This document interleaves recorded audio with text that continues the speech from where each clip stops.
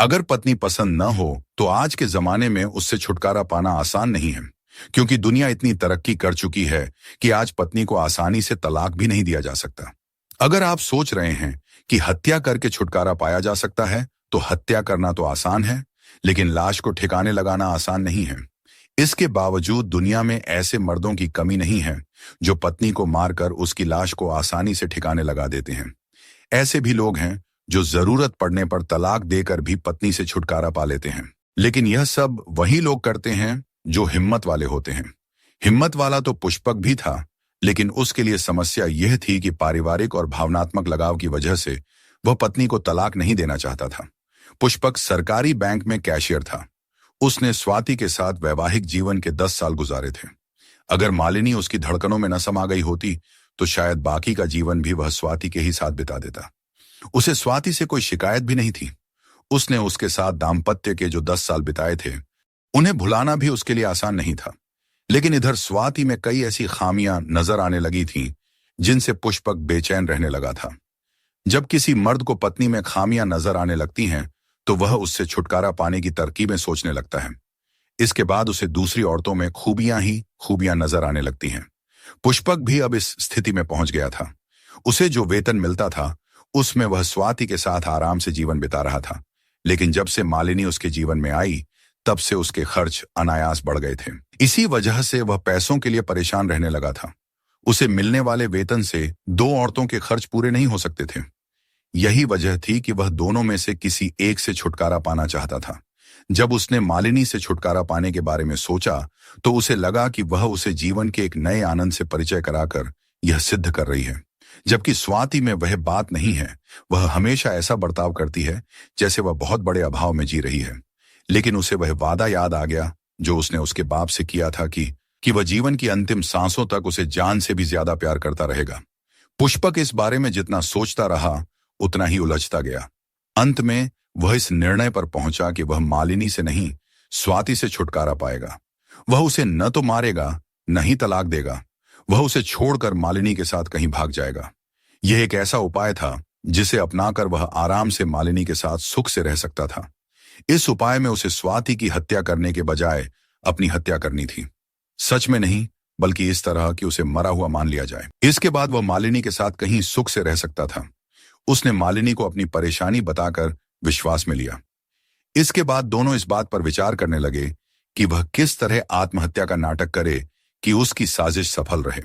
अंत में तय हुआ कि वह समुद्र तट पर जाकर खुद को लहरों के हवाले कर देगा। तट की ओर आने वाली समुद्री लहरें उसकी जैकेट को किनारे ले आएंगी। जब उस जैकेट की तलाशी ली जाएगी, तो उसमें मिलने वाले पहचान पत्र से पता चलेगा कि पुष्पक मर चुका है। उसे पता था कि समुद्र में डूबकर मरने वालों की लाशें जल्दी नहीं मिलती, क्योंकि बहुत कम लाशें ही बाहर आ पाती हैं। ज्यादातर लाशों को समुद्री जीव छट कर जाते हैं। जब उसकी लाश नहीं मिलेगी, तो यह सोचकर मामला रफा दफा कर दिया जाएगा कि वह मर चुका है। इसके बाद देश के किसी महानगर में पहचान छिपाकर वह आराम से मालिनी के साथ बाकी का जीवन गुजारेगा। लेकिन इसके लिए काफी रुपयों की जरूरत थी। उसके हाथों में रुपए तो बहुत होते थे, लेकिन उसके अपने नहीं। इसकी वजह यह थी कि वह बैंक में कैशियर था। लेकिन उसने आत्महत्या क्यों की? यह दिखाने के लिए उसे खुद को लोगों की नजरों में कंगाल दिखाना जरूरी था। योजना बनाकर उसने यह काम शुरू भी कर दिया। कुछ ही दिनों में उसके साथियों को पता चला गया कि वह एकदम कंगाल हो चुका है। बैंक कर्मचारी को जितने कर्ज मिल सकते थे, उसने सारे के सारे ले लिए थे। उन कर्जों की किस्तें जमा करने से उसका वेतन काफी कम हो गया था। वह साथियों से अक्सर तंगी का रोना रोता रहता था।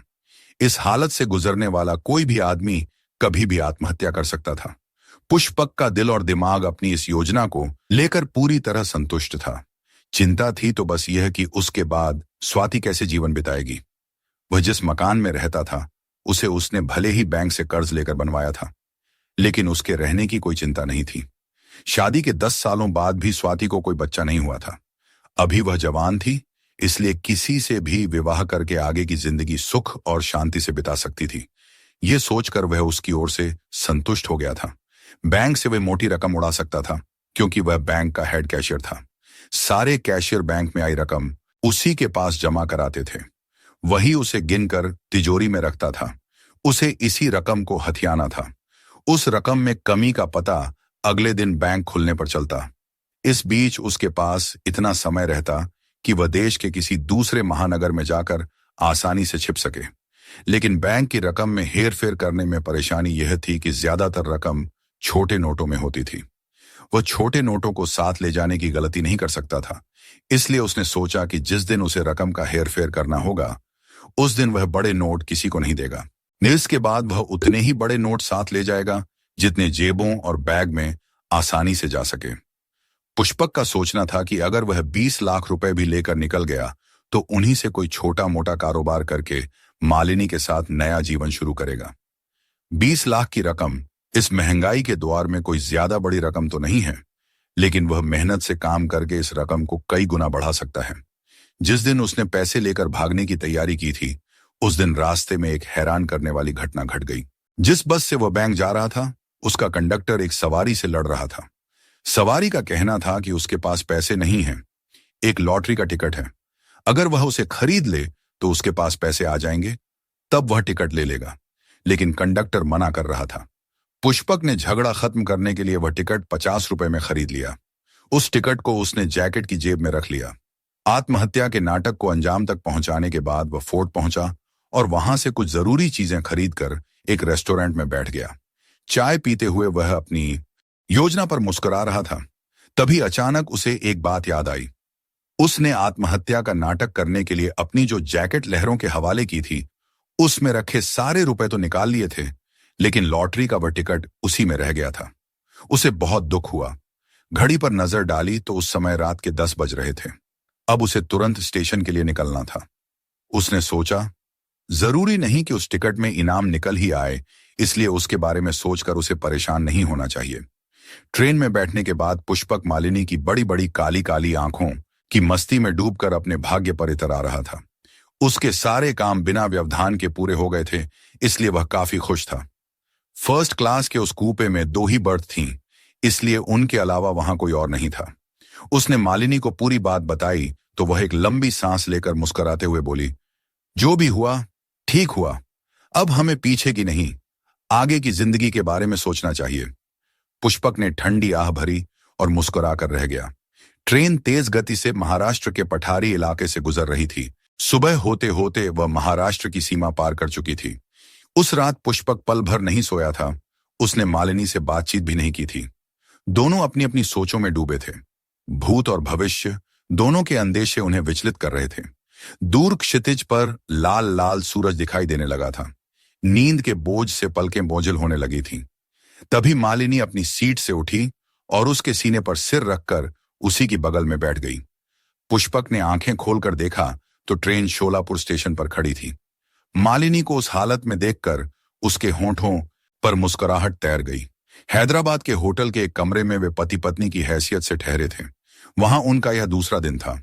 पुष्पक जानना चाहता था कि मुंबई से उसके भागने के बाद क्या स्थिति है। वह लैपटॉप खोलकर मुंबई से निकलने वाले अखबारों को देखने लगा। कोई खास खबर? मालिनी ने पूछा। अभी देखता हूं, पुष्पक ने हंसकर कहा। मालिनी भी लैपटॉप पर झुक गई। दोनों अपने भागने से जुड़ी खबर खोज रहे थे। अचानक एक जगह पुष्पक की नजरें जमकर रह गईं। उससे सटी बैठी मालिनी को लगा कि पुष्पक का शरीर अकड़ सा गया है। उसने हैरानी से पूछा, क्या बात है डियर? पुष्पक ने गूंगों की तरह अंगुली से लैपटॉप की स्क्रीन पर एक खबर की ओर इशारा किया। समाचार पढ़कर मालिनी भी जड़ हो गई। वह होंठों ही होंठों में बड़बड़ाई, समय और संयोग, संयोग से कोई नहीं जीत सका। हां, संयोग ही है, वह मुंह सिकोड़कर बोला। जो हुआ अच्छा ही हुआ। मेरी जैकेट पुलिस के हाथ लगी। जिस पुलिस वाले को मेरी जैकेट मिली वह ईमानदार था, वरना मेरी आत्महत्या का मामला ही गड़बड़ा जाता। चलो, मेरी आत्महत्या वाली बात सच हो गई। इतना कहकर पुष्पक ने एक ठंडी आह भरी और खामोश हो गया। मालिनी खबर पढ़ने लगी। आर्थिक परेशानियों से तंग आकर आत्महत्या करने वाले बैंक कैशियर का दुर्भाग्य। इस हेडिंग के नीचे पुष्पक की आर्थिक परेशानी का हवाला देते हुए आत्महत्या और बैंक के कैश से 20 लाख की रकम कम होने की बात लिखते हुए लिखा था। इंसान परिस्थिति से परेशान होकर हौसला हार जाता है और मौत को गले लगा लेता है, लेकिन वह नहीं जानता कि प्रकृति उसके लिए और भी तमाम दरवाजे खोल देती है। पुष्पक ने 20 लाख बैंक से चुराए और रात को जुए में लगा दिए कि सुबह पैसे मिलेंगे तो वह उसमें से बैंक में जमा कर देगा। लेकिन वह सारे रुपए हार गया। इसके बाद उसके पास आत्महत्या करने के अलावा कोई चारा नहीं बचा, जबकि उसके जैकेट की जेब में एक लॉटरी का टिकट था, जिसका आज ही परिणाम आया है। उसे 2 करोड़ रुपए का पहला इनाम मिला है। सच है, समय